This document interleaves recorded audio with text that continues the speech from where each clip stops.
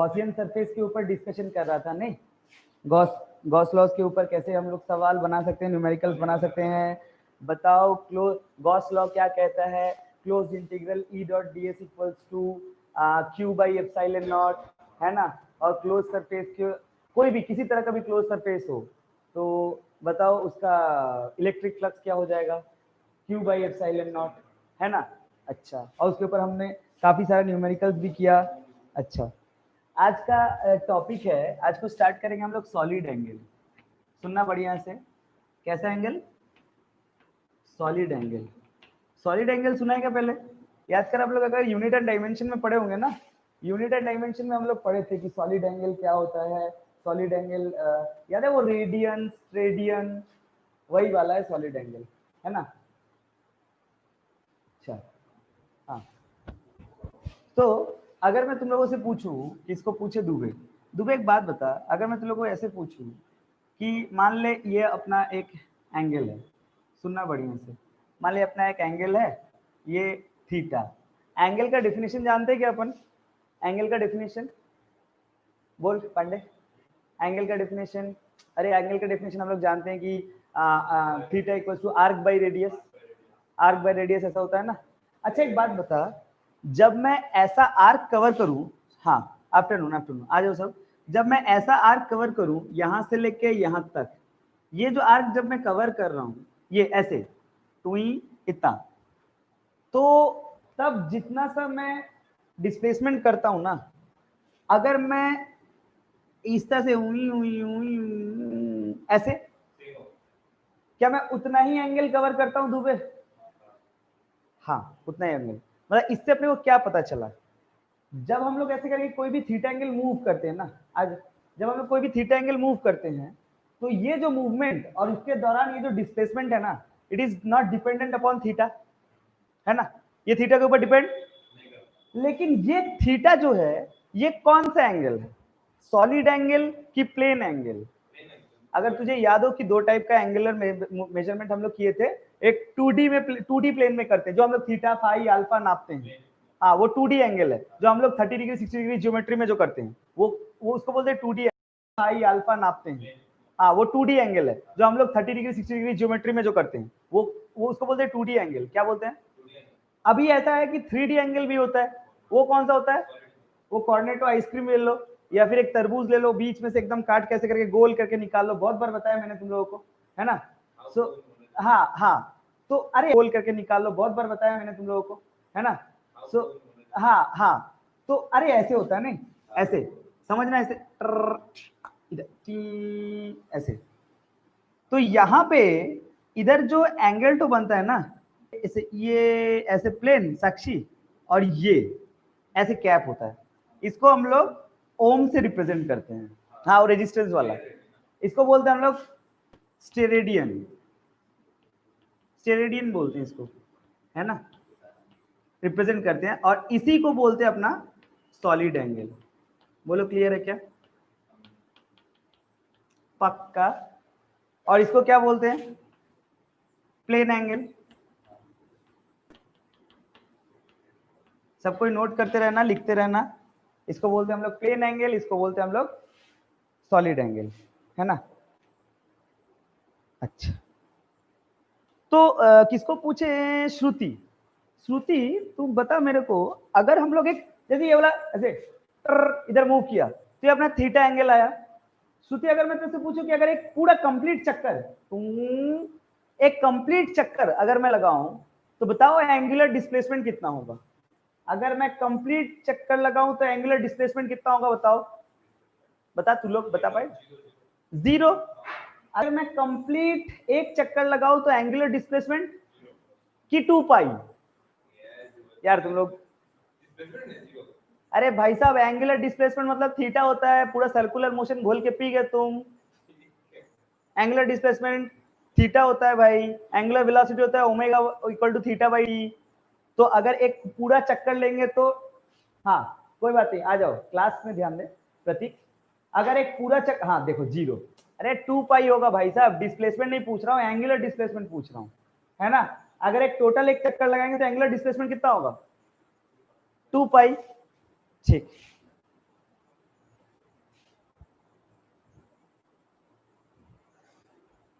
समझ आया क्या?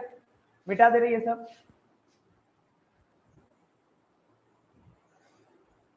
समझ आया क्या? मिटा दे रहे ये सब। दोनों केस में? कौन सा केस में? नहीं पता मेरे को नहीं पता। मैं बस 2D प्लेन पे बोला। 2D प्लेन में एक कंप्लीट चक्कर में कितना होगा एंगल? 2 पाई होगा।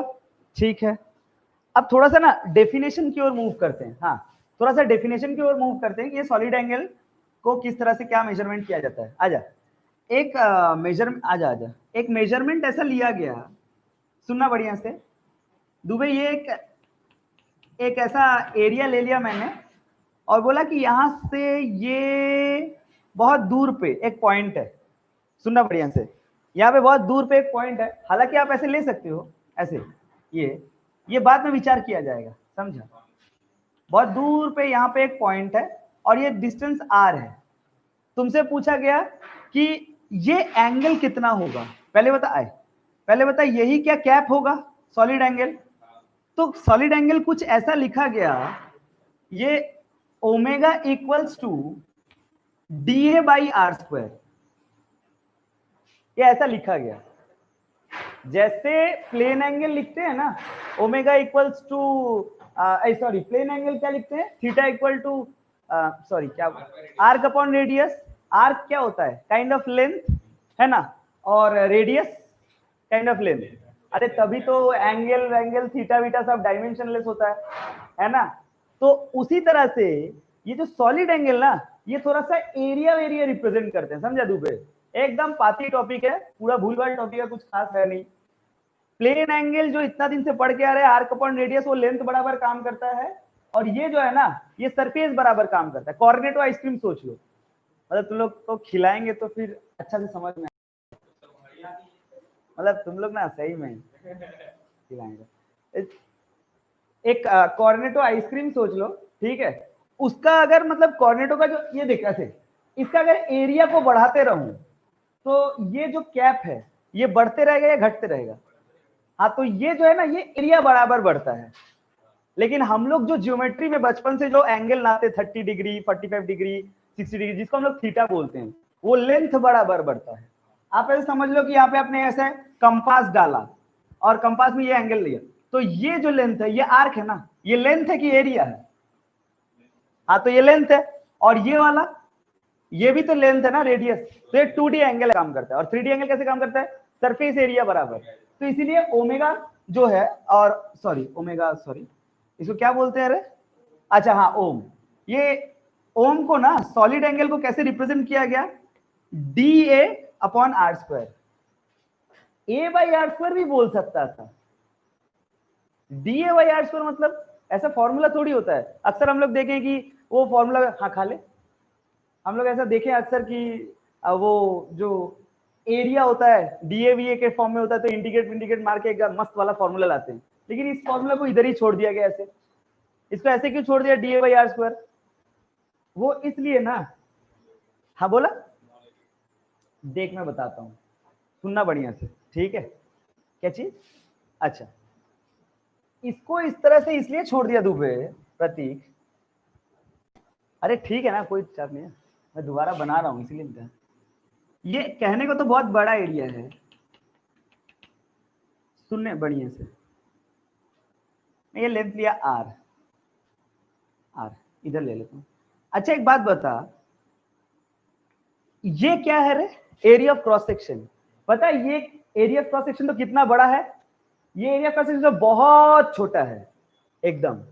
मतलब ये इतना छोटा है, ये इतना छोटा है, ये इतना छोटा है कि अगर मैं यहां से इस लेंथ को आर मानूं, नहीं सुन ले, और अगर यहां से इस लेंथ को आर मानूं, तो दोनों लाइन सेम है कि अलग?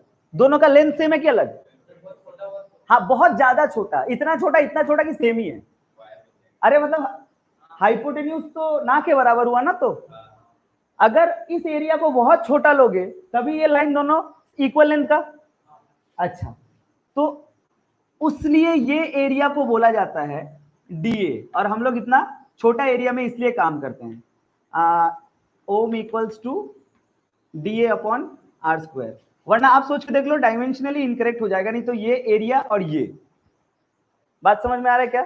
ये इसीलिए बहुत छोटा सा एरिया में काम किया जाता है। आगे अभी एग्जाम्पल लूंगा एक दो, तुम्हें पक्का फील आ जाएगा कि ये सच में बहुत छोटा एरिया पे है ना? सुनना बढ़िया से, ये अपना d/r²। एक फोटो बना है प्रतीक तेरे सामने, देखना जरा। लास्ट डे इलेक्ट्रिक फ्लक्स पूरा समझ आया था तो विशाल, इलेक्ट्रिक फ्लक्स वगैरह सब समझ आया था ना लास्ट डे?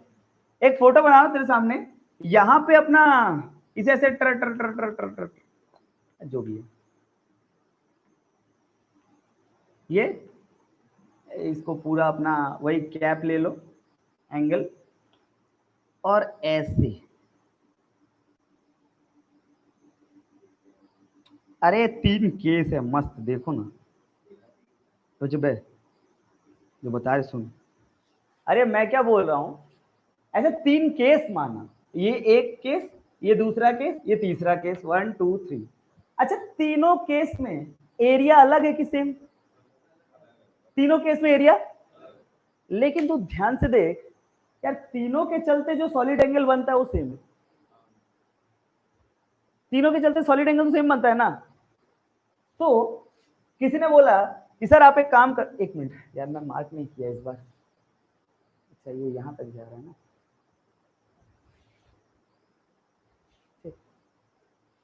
किसी ने बोला एक बार कि सर आप इतना अच्छा वाला डायग्राम ले लेते, ये तो सही बात नहीं है, क्योंकि ये तो आइडियल वाली बात हो जा रही है, उसमें आप पार कर दे रहे हैं। आप एक काम करो, आप ऐसा डायग्राम ले लो, तब क्या बोलोगे आप?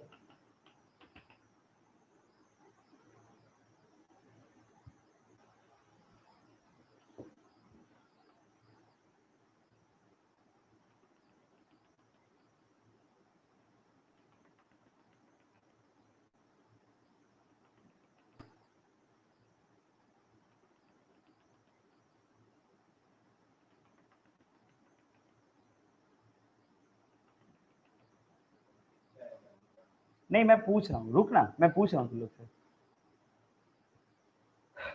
तू ध्यान से देख, इसमें भी तो सॉलिड एंगल आ सकता है ना, और इसका भी कैप बन सकता है प्रतीक। अच्छा एक बात बता, इसका अगर मेरे को सॉलिड एंगल लिखना होगा तो कैसे लिखेंगे? हिसाब से पुराना वाला सॉलिड एंगल को थोड़ा सा सोच, ये था ना, अब वो नहीं करके ये कर दिए एरिया, पुराना एरिया और ये एरिया सेम है कि अलग? अरे भाई, अरे पुराना एरिया, ये एरिया और ये एरिया सेम है कि अलग? अलग है ना। मैं मानता हूं कि ये वाला एरिया, अरे पुराना एरिया, ये एरिया और ये एरिया सेम है कि अलग? अलग है ना।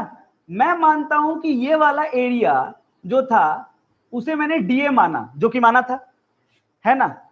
तो इसके रेस्पेक्ट पे ये एरिया अलग अगर है तो क्या मुझे इसको डीए डैश्ड नहीं लिखना चाहिए, कुछ अलग लिखना चाहिए ना? तू ध्यान से देखेगा तो तेरे को पता चलेगा, ये जो पुराना एरिया है ना, इससे ये लाइन सीधा निकल जाता परपेंडिकुलर, और ये डीए डैश से अगर आपको परपेंडिकुलर निकालना हो तो आपको ऐसा निकालना पड़ेगा, तो फिर यहां पे एक थीटा एंगल बनेगा। अब बता, अगर इस फिगर पे तेरे को सॉलिड एंगल का फॉर्मूला लिखना हो तो तू क्या लिखेगा, DA/r² या फिर DA dash cos theta by r²? पहले बता समझ में आ रहा है क्या? आस्ते आस्ते पढ़ा रहा हूं, DA/r² या DA dash cos theta by r²? तू ध्यान से देख, DA डैश का कंपोनेंट लेना पड़ेगा, है ना? तो इस फॉर्मूले से ना ये वाला फॉर्मूला थोड़ा ज्यादा जनरल हो गया, कहानी सुनते रहे मजा आएगा, तभी इसी कहानी से न्यूमेरिकल बनेगा। इससे ये थोड़ा ज्यादा जनरल हो गया, इसमें तो आपने सीधा सीधी एरिया को और रेडियस वेक्टर को परपेंडिकुलर मान लिया था, लेकिन इसमें थोड़ा सा एंगल माना, और एंगल मानते साथ मेरे को पता चला अच्छा कंपोनेंट बाजी करना पड़ेगा, तो मतलब यहां पे DA/r² फॉर्मूला होगा कि DA dash cos theta by r²? उसमें तो बाय डिफॉल्ट 90 है। नहीं नहीं सॉरी, उसमें बाय डिफॉल्ट एंगल 0 है ना, क्योंकि ये सीधा सीधे निकला। ये एरिया वेक्टर और रेडियस वेक्टर वो दोनों एंगल देखा जाता है। यहाँ पे रेडियस वेक्टर सीधा रहा है, एरिया हाँ वेक्टर के साथ ले रहे हैं। सॉरी सॉरी, समझ में आया क्या? DA dash cos theta upon r square. अच्छा सोच, इस फॉर्मूला से तो थोड़ा सा और जनरल फॉर्मूला निकलेगा, यानी हर बार हम डीए डैश cos थीटा लिखें या सिर्फ इतना लिखने से ही अपना काम बनेगा, DA perpendicular by are square. मतलब जो भी आपका एरिया वेक्टर हो उससे कोई मतलब नहीं, उसका परपेंडिकुलर कंपोनेंट तो खींच लीजिए, है ना? बोल समझ आया क्या? सब कोई को, जो लोग ऑनलाइन में है सिर्फ थोड़ा बोलना। हाँ सही है। सो डीए अपना DA by are square, DA by DA square D dash DA dash cos theta upon R square और DA perpendicular upon R square. ये वाला फुल एंड फाइनल फॉर्मूला समझ जाए तो थोड़ा सा थम्स अप कर दो। तुम लोग भूल गए हो मेरे को अबे तू लोग मत कर यार, ठीक है? किससे पूछे? अविनाश। पहले बता अविनाश, जितना भी कहानी बोला तेरे को समझ में आया? पक्का? ठीक, आगे सवाल पूछते हैं। विशाल सोच रहा आज हम बचे। अच्छा मिटा दे रहे ये सब, थैंक यू। हाँ ठीक ठीक। साक्षी एक बात बता, साक्षी गोयनका, मान ले मैंने ना एक स्फीयर बनाया, सुनना बढ़िया से, मैंने एक स्फीयर बनाया मस्त, अपना एक शानदार स्फीयर। मैं पूछना चाहता हूं, मैं तुमसे पूछना चाहता हूं इस स्फीयर का सॉलिड एंगल कितना हो जाएगा? अगर इस स्फीयर का सॉलिड एंगल जानना है, what is the total solid angle of the sphere, कैसे निकालेंगे? नहीं तुम लोग निकाल सकते हो। अरे तुम्हें क्या पता है सॉलिड एंगल का फॉर्मूला बताओ ना। अबे सॉलिड एंगल का फॉर्मूला बताओ ना, डीए बाई आर स्क्वायर की DA cos theta by are square? DA cos theta by are square की DA perpendicular by are square? नहीं, इधर कौन सा लगाएंगे वो बताओ। करेक्ट, डीए cos थीटा नहीं लगाएंगे, इधर रेडियस। मैंने लास्ट डे सिखाया तुम्हें गॉस थ्योरम में डीए लेना। इस सरफेस पे कहीं पे भी आर भी, अरे फुटबॉल याद है, फुटबॉल का छोटा सा स्क्वायर सोच ले, यहाँ पे छोटा सा एक स्क्वायर है प्रतीक। मैं पूछूं तेरे से कि इसका रेडियस वेक्टर और एरिया वेक्टर का डायरेक्शन सेम है क्या? हाँ, तो इसका एरिया वेक्टर और रेडियस वेक्टर के बीच में एंगल कितना है? 0, और cos 0 कितना है? 1। तो मतलब फॉर्मूला कौन सा लगा देंगे तो चलेगा? DA by are square. पक्का? अच्छा, अगर ऐसी बात है, अगर ऐसी बात है तो मुझे ये फॉर्मूला लगाना चाहिए। ये क्या है? ओम। अच्छा हाँ, भूल जाता हूं मैं, देखा हूं कहीं कैलेंडर इलेक्ट्रिसिटी में, डीए अपॉन आर स्क्वायर। अच्छा एक बात बता, ये पूरा स्फीयर का डीए क्या हो गया? अबे स्फीयर का सरफेस एरिया का फॉर्मूला क्या है? तुम्हें 4 pi are square divided by are square, R square cancel, 4 pi. Sphere का सॉलिड एंगल 4 पाई और एक चक्कर में 2D एंगल 2 पाई। समझ आए तो थोड़ा सा थम्स अप कर दो।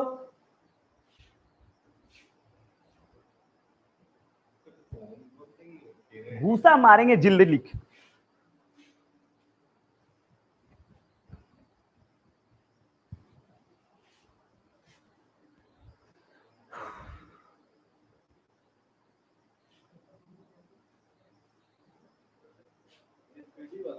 थ्री वाला सॉलिड एंगल लिख रहा हूं तो 3D होगा ना? क्या हुआ? 2D वाला में 2 पाई होता है। अरे हाँ भाई 2D वाला में 2 पाई, अरे भरोसा रखो, तुम लोग पढ़े हो 360 2 पाई होता है, वो 2D एंगल है ना, और ये 3D एंगल है, मतलब सॉलिड एंगल में।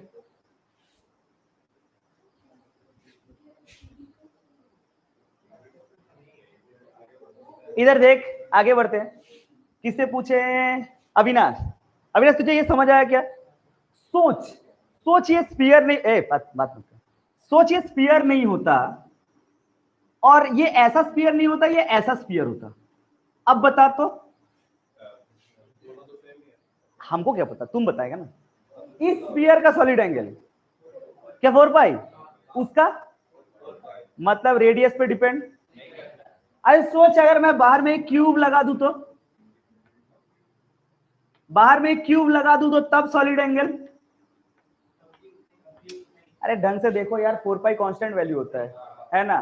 तो मतलब हमको क्या रखना चाहिए कि सुबह स्फीयर का सॉलिड एंगल 4 पाई है, या छोटा स्फीयर का 4 पाई है, या क्यूब का 4 पाई है, या क्लोज सरफेस का 4 पाई है। लिख लो, लिख लो, कोई भी क्लोज सरफेस का सॉलिड एंगल कितना है। अब बिल्कुल नहीं, तुझे थोड़ा सा मन में थोड़ा डाउट लग रहा है थोड़ा सा क्यूब कैसा हो गया, नहीं तो अगर मान ली इसको इंटीग्रेट कर देते, क्योंकि कईयों को लग सकता है, कई इंटेलिजेंट बच्चे होते हैं ऐसे, ठीक है, जिनको लगता है कि क्यूब का सर सरफेस एरिया तो सर 6a² है ना, और 6r² बाई r² तो सर 6 पाई हो जाएगा, है ना पांडे। बोल तू, तेरा नाम दूंगा अभी मैं। अरे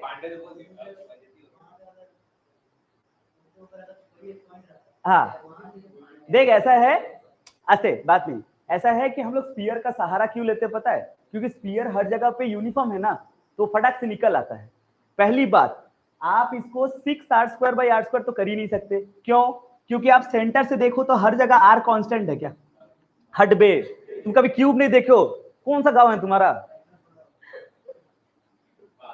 हर जगह, अरे यार हर जगह वेरी कर रहे हैं ना, तो हाँ, तो इस पे तो हम लोग बात ही नहीं कर सकते, कोई भी आर्बिट्री फिगर पे बात नहीं कर सकते, इसलिए पहले हम लोग क्या करते हैं, स्फीयर पे प्रूव कर लेते हैं, और छोटा बड़ा स्फीयर से फील कर लेते हैं कि शेप कैसा भी हो, अपना वैल्यू तो कांस्टेंट है, अगर वैल्यू कांस्टेंट है तो क्या स्फीयर, क्या शेप, क्या क्यूबॉइड, सब 4 पाई, सीधा पढ़ते हैं क्लोज सरफेस 4 पाई।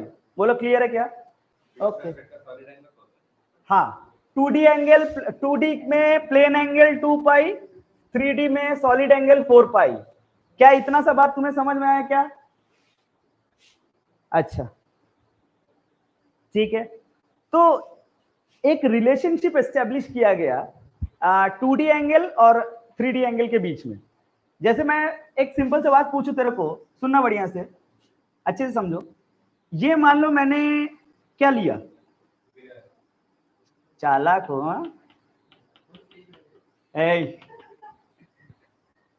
काफी चालाक हो, ठीक है, मैंने स्फीयर लिया और मैंने यहां से क्या किया, दुबे देखना, यहां से मैंने ऐसा करके कट किया सेक्शन, बढ़िया समझे, एक सेक्शन कट किया, तो इस सेक्शन को कट करके यहां पे ड्रॉ किया, सुनना, बोलना सही ड्रॉ किया कि नहीं। अच्छा मैं एक काम करता हूँ ना, वर्टिकल ड्रॉ करता हूँ ताकि जगह कम मिले, मैंने इसे वर्टिकल ड्रॉ किया, कई लोग समझेंगे नया फिगर है, ठीक है,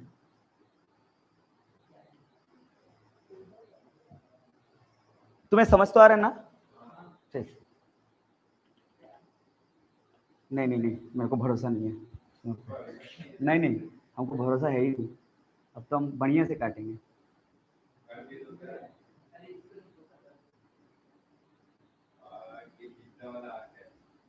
अभी देखो शायद थोड़ा फील आ जाए, है ना, अब इसमें थोड़ा फील आ जाएगा, बस अपना अपना उड़ान बंद करो। अच्छा सुनना बढ़िया से, यहां से ना एक रेडियस, जो कि इसका रेडियस आर भी है, तो इसका भी अपन आर ले लेते हैं। अच्छा ये एंगल को माना अल्फा, बता ये एंगल 2D है या 3D है, ये 2D एंगल है भाई, अगर वो 2D नहीं होगा तो रिलेशन किसके बीच में निकाल रहे हो,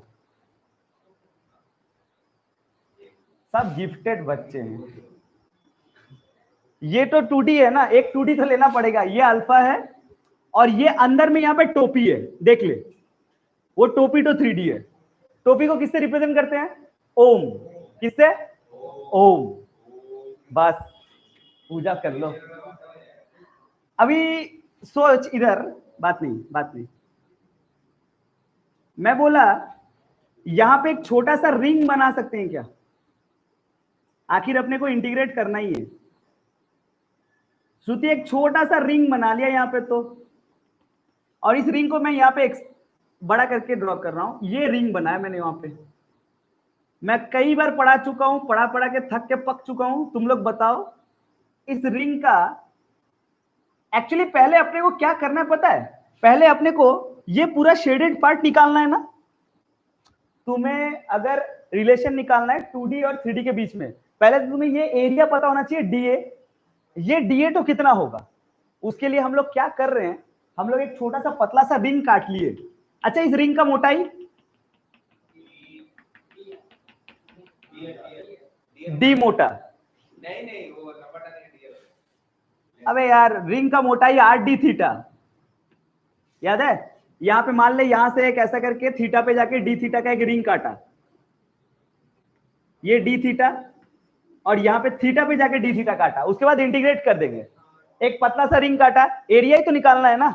ये पतला सा रिंग का मोटाई आर डी थीटा समझ में आ रहा है? कौन बोलेगा मेरे को इस रिंग का रेडियस? रिंग का radius R, D R, small R, सबसे लेटेस्ट। भाई साहब यहां पे देखो ये थीटा है, ये आर साइन थीटा लिख सकते हो क्या? ये आर ये थीटा, तो ये आर साइन थीटा। तो मेरे को इस रिंग का एरिया बता, इस रिंग का एरिया बता पाएगा?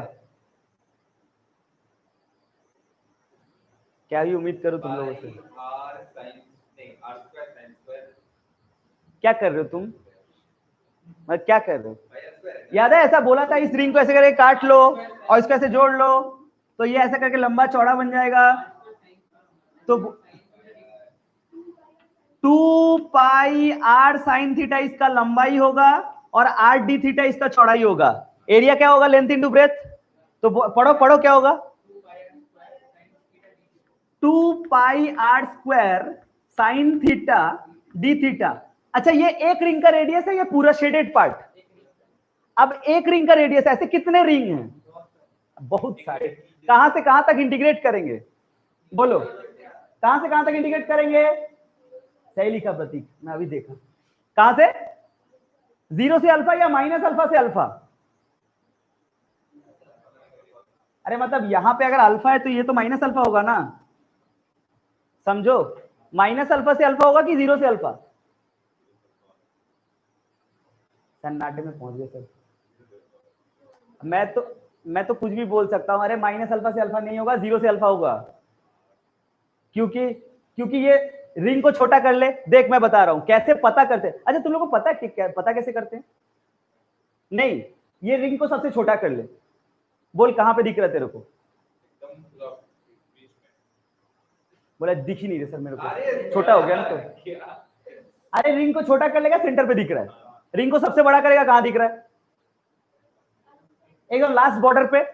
हाँ तो जब सबसे छोटा था तो अल्फा कितना था? 0। और जब सबसे बड़ा हुआ तो अल्फा कितना हुआ? अल्फा। हाँ तो 0 से अल्फा इंटीग्रेट होगा ना। तो इसको इंटीग्रेट किया गया 0 से अल्फा। तुम्हें इंटीग्रेशन आता है क्या? गुड, जल्दी से इसे इंटीग्रेट करो। तो 2 pi are square constant sine theta का इंटीग्रेशन माइनस कॉस थीटा या कॉस थीटा? ओके तो माइनस कॉस थीटा यहां पे आएगा 0 से लेके अल्फा तक। So 2 pi are square, bracket में अगर मैं गलत नहीं हूं तो यहाँ पे क्या बात कर रहा है? -1 माइनस कॉस अल्फा प्लस 1।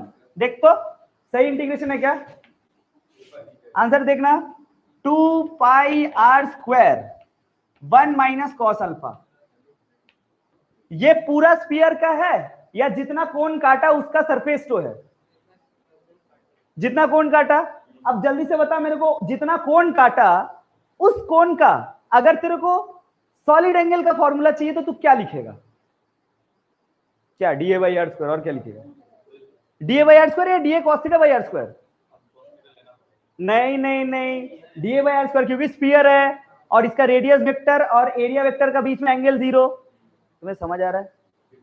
तुम्हें इस बात को जानना है कि कब 0 नहीं लेते हैं, ये बात जानना है। जैसे मैं बोल रहा हूं कि कब डीए बाई आर स्क्वायर और कब DA cos theta by are square लेना है। ये फील आ रहा है? एक फुटबॉल लो, मस्त एकदम फुटबॉल, फुल हवा दिया हुआ है, डीए बाई आर स्क्वायर, उसे पिचका दो थोड़ा साइड में, तो उसका लैमिना कुछ थोड़ा सा टेढ़ा बेड़ा हो जाएगा ना, तो उस जगह पे परपेंडिकुलर लोगे तो थीटा आ जाएगा। क्योंकि उस समय रेडियस तो उसका सीधा निकलेगा पर एरिया वेक्टर थोड़ा मुड़ गया तो वो कॉस थीटा पे आ जाएगा। पर ये यहाँ ऐसा कुछ है क्या? यहाँ पे एकदम सुंदर से स्फीयर लिया हुआ है। तो बताओ DA by are square DA cos theta by are square. अब जो मैंने जो कोण काटा उसका अगर तुम्हें सॉलिड एंगल लिखना है तो अब क्या लिखोगे? ये अपना ओम इक्वल्स टू क्या डीए बाई आर स्क्वायर है कि नहीं है? बताओ डीए है तुम्हारे पास? अरे यही तो डीए है जो निकाला इतना देर से इंटीग्रेट मार के।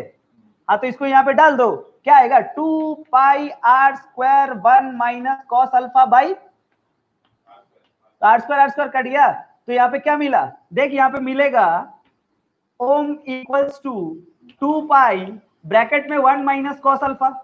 This is the interpretation. अगर तुझे याद होगा तो मैं ग्रेविटेशन में ये लिखा था, ये ग्रेविटेशन में जब मैं सैटेलाइट्स पढ़ा रहा था उस समय लिखा था और बोला था अभी रट लो बाद में बताऊंगा, बाद तो आ गया। अबे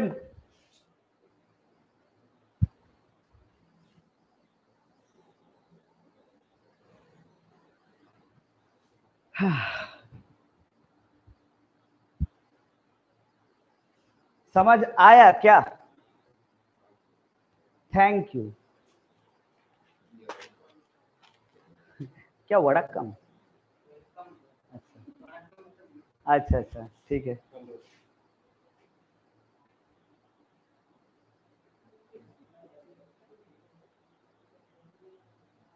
लिखा क्या?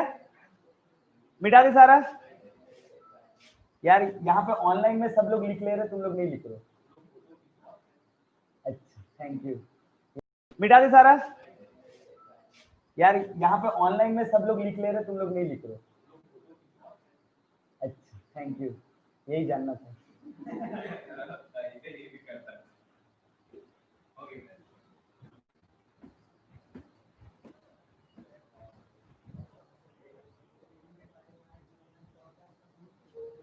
ओके एक सवाल बताते हैं, यह सवाल करके दिखाओ।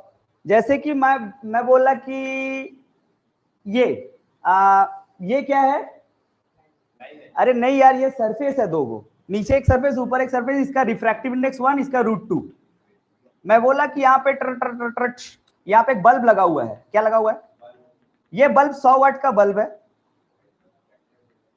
अरे देखो तो सही, मस्त मस्त सवाल। 100 वाट का बल्ब है यहाँ पे, ये अपना एक कुछ डिस्टेंस पे रखा हुआ है। तो तुम्हें बताना है कि जब ये बल्ब जलेगा, तो इधर कितना एनर्जी रिलीज होगा। हाँ मतलब ये √2 है, ये 1 है, तो ये डेंसर मीडियम, ये रेयरर मीडियम हुआ ना। हाँ तो तुम्हें बताना है कि जब ये बल्ब जलेगा 100 वाट का, तो इधर एनर्जी कितना रिलीज होगा। क्या पूरा ही एनर्जी रिलीज हो जाएगा 100 वाट? अरे 100 वाट मतलब क्या होता है?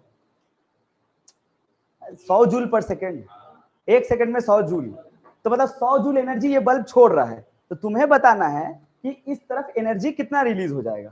क्या 100 जूल ही रिलीज हो जाएगा या कुछ कम होगा या ज्यादा? अच्छा कॉमन सेंस पे बात करते पहले बता, तो ये कम होगा या ज्यादा? एनर्जी क्या पढ़ा है तो उसमें, डेंसर टू रेयर जा रहा है तो बोल।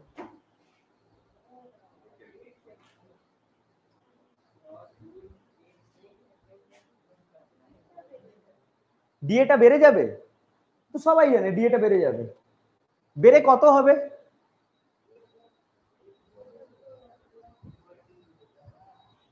तुम लोगों को पहले बताओ, ये फील आया ये क्वेश्चन सॉलिड एंगल से किधर से आ गया, है ना? एकदम आउट ऑफ ट्रैक क्वेश्चन है। मैं आजकल आउट ऑफ ट्रैक क्वेश्चन से बहुत डील कर रहा हूँ, मेरे को अच्छा लग रहा है आजकल, मैं बहुत स्पेशल फोकस लगाया हुआ हूँ आउट ऑफ ट्रैक क्वेश्चंस को देखने में। ठीक है, क्या देख कैसे आ गया।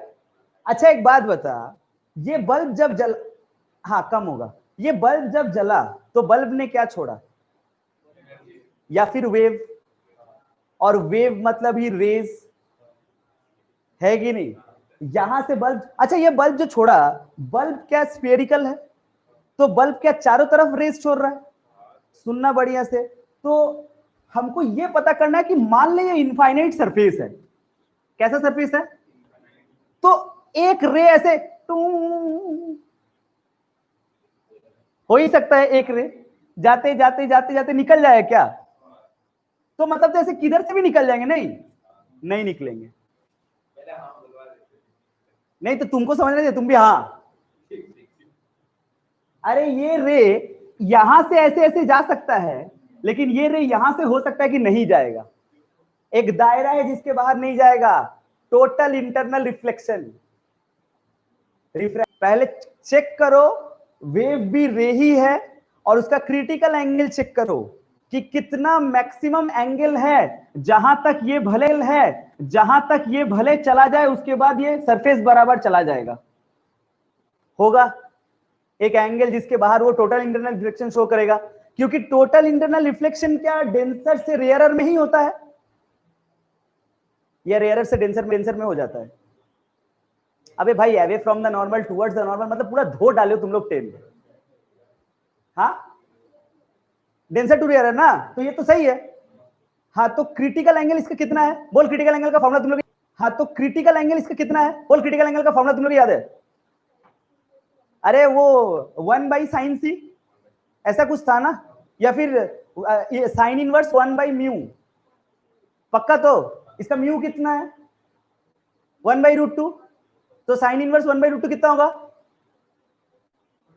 45, मतलब 45 डिग्रीज के बाद ये टोटल इंटरनल रिफ्लेक्शन दोनों तरफ शो करेगा, माने this is your so called DA. इसके बाद तो वेव्स निकलेंगे ही नहीं। ये हुआ mathematics plus hi fi. Local language बताएं थोड़ा, एक बाल्टी के अंदर में टॉर्च डुबा दो, उसके बाद मारो, देखो तुम्हारा पानी के ऊपर ऐसा एक रे बनेगा। क्या पांडे, बहुत ही ज्यादा बकवास लेवल पे टॉर्च खराब होगा। अरे मतलब बता रहे हैं, तुम सोच के देखना, कोई भी बल्ब लगा देंगे ना तो उसका एक देखना ऊपर में एक रिफ्लेक्शन टाइप लगेगा कि बल्ब का एक लाइट आ रहा है, बाकी रेज जो है ना वो टोटल इंटरनल रिफ्लेक्शन में चले जा रहे हैं। सिंपल, समझ में आया क्या? अब मुद्दा ये उठ गया कि मैं तुम्हें पूछा क्या था, ये बल्ब का सरफेस कैसा है? अच्छा बोल रहा प्रतीक, बोला टॉर्च उसका गांव का होगा, ठीक है। मैं क्या बोल रहा हूं कि बल्ब का सरफेस कैसा है? स्फेरिकल है ना। अभी सुन, देख ये सवाल सॉलिड एंगल का कैसे हुआ।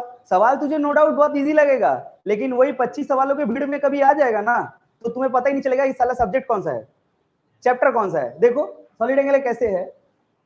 अच्छा इसका इस स्फेरिकल बल्ब है ये, तो इसका सॉलिड एंगल कितना है 4 पाई। अगर बल्ब स्फेरिकल है तो सॉलिड एंगल 4 पाई है ना। तो मुद्दा ये उठा कि 4 पाई सॉलिड एंगल था तो एनर्जी कितना रिलीज हुआ 100 जूल पर सेकेंड, है ना। अभी सॉलिड एंगल, अभी ये एरिया कितना है, इसका सॉलिड एंगल बल्ब का सॉलिड एंगल सेम है कि अलग? अरे कैसे सेम है भाई, ये स्फीयर थोड़ी है, इसका कुछ होगा अपने को नहीं पता, इसका कुछ होगा, यहाँ पे एक टोपी होगा ना कैप। अब वो ओमेगा इक्वल टू क्या लिखोगे तुम लोग 2 पाई ब्रैकेट में 1 माइनस कॉस 45, कॉस 45 भी लिखोगे ना। हाँ तो 1 माइनस कॉस 45 मतलब क्या हो जाएगा 1/√2, रुक जा 2 पाई 1 माइनस 1/√2, यही है ना।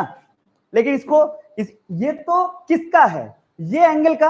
अब इस एंगल का कितना पावर है तुम्हें तो नहीं पता ना, तो यूनिटरी मेथड का इस्तेमाल करेंगे। कैसे बता, 4 पाई जब सॉलिड एंगल था तो एनर्जी कितना था 100 जूल पर सेकेंड, जब 1 होगा तब कितना होगा 100/4 पाई, जब ये ओमेगा होगा तब कितना होगा 100/4 पाई इंटू 2 पाई ब्रैकेट में 1 माइनस 1/√2,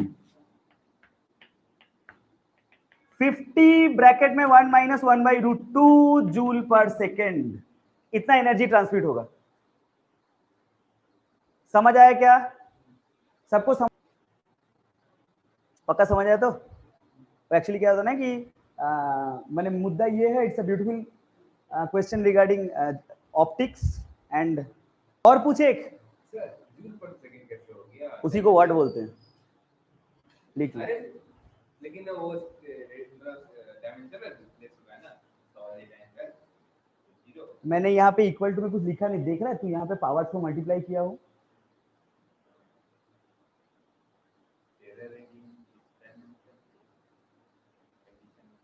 अबे तो ये ओमेगा नहीं निकाला ना, तुम ऐसे सोच लो, और क्या लो ना, एरो मारा, और क्या यूनिटरी मेथड लिखना दे। एक और सवाल पूछे क्या?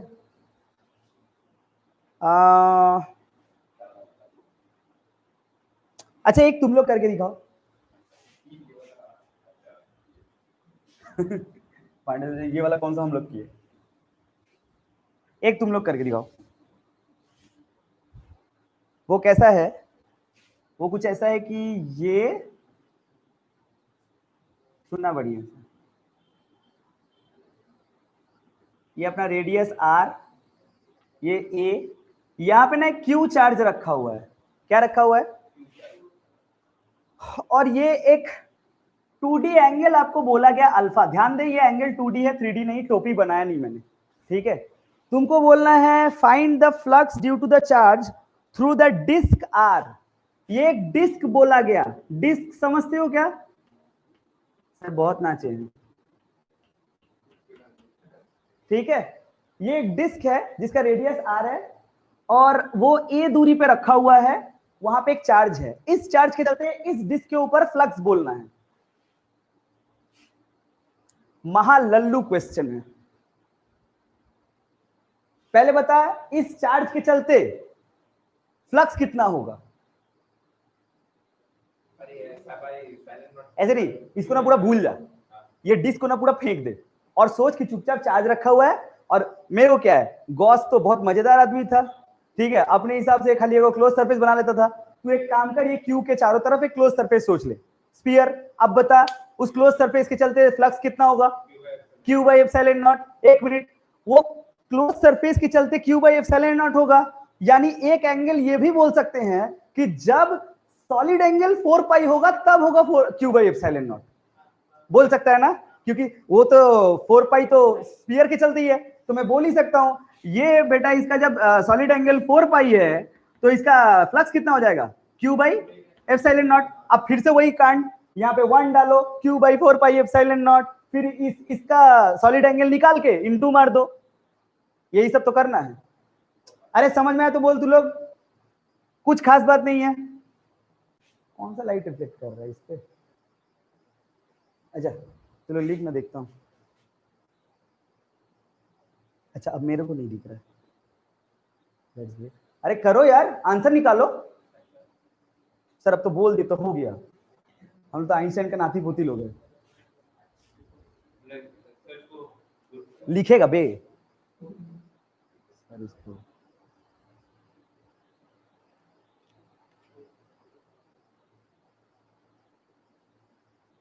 अरे सॉलिड एंगल से रिलेट करके एक दो वो फ्लक्स का अच्छा सवाल बता रहे।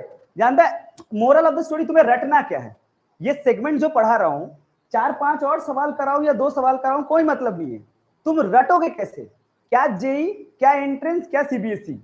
तुम्हारा इस आज का टॉपिक पे कॉपी पे हेडिंग लिखा रहना चाहिए कि अगर क्लोज सरफेस होता है तो होता है क्यू बाई एप्सिलॉन नॉट, और क्लोज सरफेस का एक टुकड़ा सॉलिड एंगल से आ जाएगा। ले दे के यही करेगा ना ये लोग। देख दूसरा सवाल, यहां पे बोल दिया एक इनफाइनाइट वायर ले लिया, या फिर पता नहीं क्या ले लिया। अच्छा कुछ भी ले लो ना, क्या जा रहा है, लो, कुछ भी लेने से मतलब है। छोड़ो, एक छोटा सा चार्ज ही ले लो, क्यू चार्ज। बोला सुबह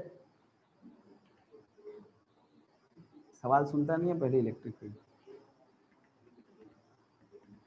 एक सिलिंड्रिकल पार्ट ले लिया, सुनना बढ़िया से, एक सिलेंडर ले लिया जिसका लेंथ L बोल दिया, ठीक है। ये अपना चार्ज क्यू,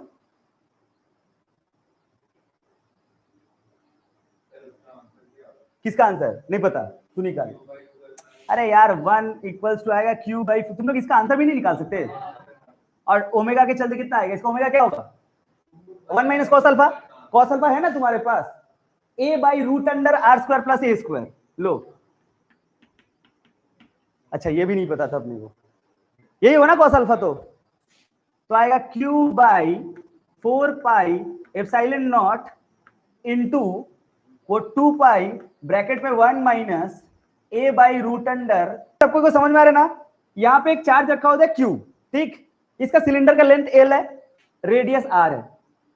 बहुत ही फटीचर डेटा, ठीक है। अब बताओ, इस चार्ज के चलते इस सिलेंडर का कर्व्ड सरफेस पे, सिर्फ कर्व्ड सरफेस पे बोला, यू सॉलिडॉइड नहीं है ये कर्व सरफेस पे कितना फ्लक्स है?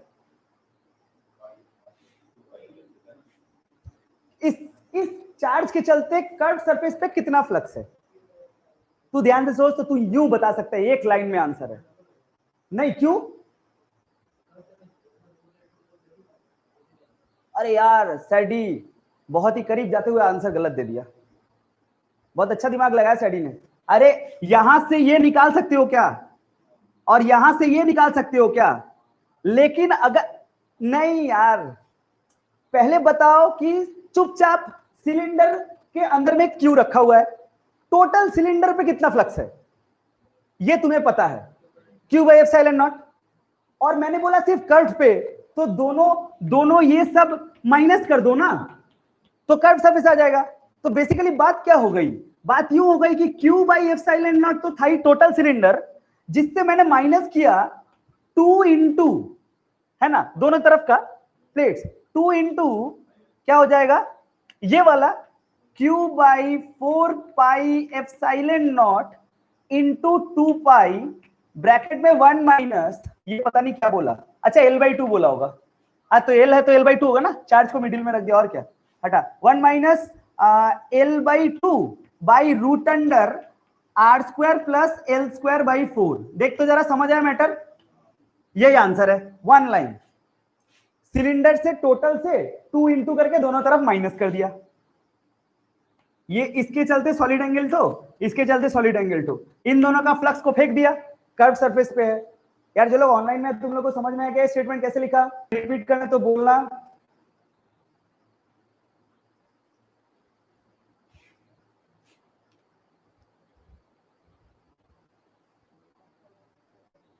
बोल। अबे पाइथागोरस थ्योरम चलाया, cos थीटा देखना, बेस बाय हाइपोटेन्यूज। तो ये अपना r है, तो ये L/2 हुआ ना, और ये क्या होगा? हाँ ये वाला आएगा ना तेरा, ये आएगा root under L² by 4 plus R², और ये अपना L/2। अच्छा, अगर समझ में आ रहा है तो लाइक क्यों नहीं आ रहा है? बोलना पड़ेगा, तुम लोग भूल जाते हो यार।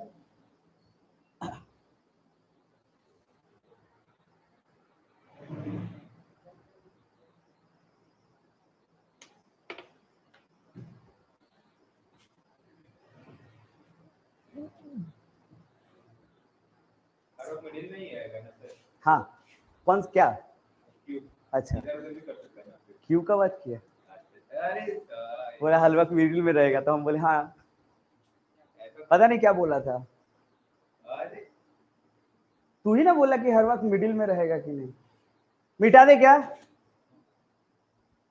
बोल रहे चार चार जगह का मिडिल में ही है ना? अरे भाई साहब, हाँ मैं समझा तेरा पॉइंट, अगर मिडिल में नहीं होगा ना तो ये अल्फा बीटा क्वेश्चन में बोल देगा, and then it would not be 2 into, उसके बाद आप एक ब्रैकेट में इसका अल्फा और उसका बीटा ऐड करोगे, अलग अलग ऐड होगा, तो 2 इंटू तो होगा नहीं, सिमेट्रिकल होगा नहीं। समझ आया क्या?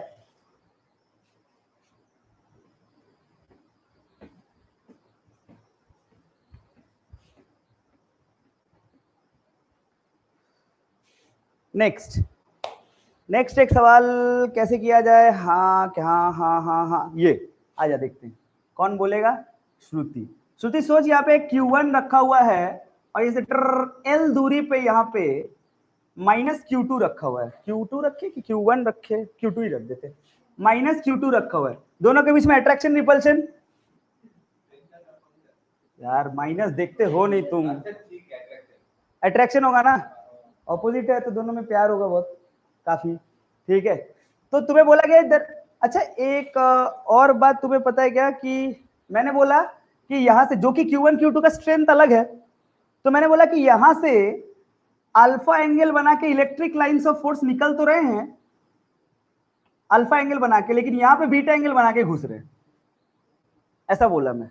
इलेक्ट्रिक लाइंस ऑफ फोर्स, तुम्हें इलेक्ट्रिक लाइंस ऑफ फोर्स पता तो है ना, positive to negative, negative to positive move करते हैं, तो मैंने वही तुम्हें बोला कि इधर से अल्फा एंगल बना के मूव कर रहे, लेकिन यहां पे बीटा एंगल बना के ऐसे घुस जा रहे, बीटा, इधर से भी वही ऐसे। तुम्हें बताना है find the ratio of Q1 and Q2। आपको Q1 बाई Q2 का रेशियो निकालने बोला। चार्जेस के रेशियो क्या है? सोचना कैसा है तुम्हें?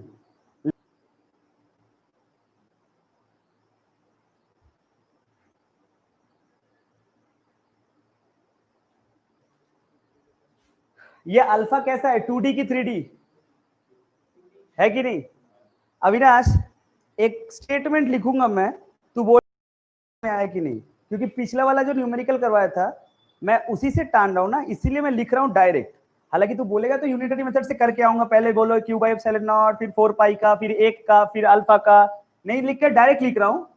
इस इलाके में इसका सॉलिड एंगल जो बन रहा होगा यहां पे Q1 by 2 epsilon not 1 minus cos alpha. देख समझा? लास्ट न्यूमेरिकल तो देख ले, उसी से ना टाना ना। बॉल तो यही दिखता, माइनस नहीं होता है रेशियो में, यही दिखता Q2 by 2 epsilon not 1 minus cos beta. सही है क्या? दोनों इक्वल होगा? क्यों? दोनों इक्वल कैसे हो जाएगा? अच्छा, ये जितना छोड़ा उतना ले लिया, सही बात है। इक्वल कर दो तो Q1 बाई Q2 क्या लिखा जाएगा? 1 minus cos beta divided by 1 minus cos alpha. अब बहुत अच्छे से देखो तो ये आएगा शायद 2 कट जाएगा, हालांकि फॉर्मूला होता है 2 साइन स्क्वायर बीटा बाई 2 सब multiple divided by 2 sine square alpha by 2। सही है क्या? यही रेशियो है। सही है क्या? यही रेशियो है। अच्छा, हाँ, जो लोग ऑनलाइन में वो लोग को समझ में आए तो उतार ले, और नहीं आए तो बोलना, क्योंकि पिछले वाले न्यूमेरिकल से टाना मैंने। अमान, साक्षी, आयुष, साक्षी,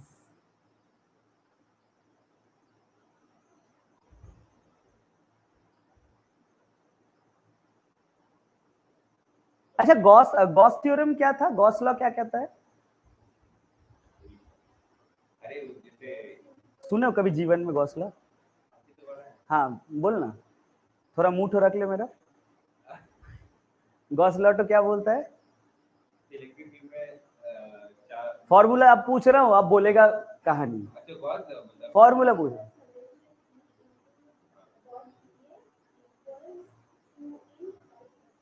भाई इनसाइड चार्जेस जरूरी है, तो closed integral E dot D ए, या फिर बुक में देखना लिखा होता है ई dot D S. D S D A एक ही बात है, सरफेस को लेके बात कर रहा है। Integration E dot D A equal to Q by Q in by epsilon naught. Okay, ठीक ठीक है।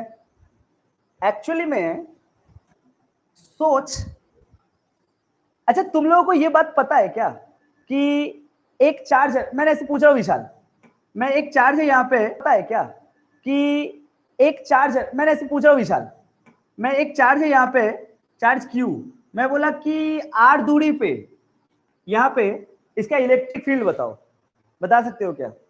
महालल्लू सवाल। वहां पे एक चार्ज Q रखा हुआ है, R दूरी पे इलेक्ट्रिक फील्ड बताओ।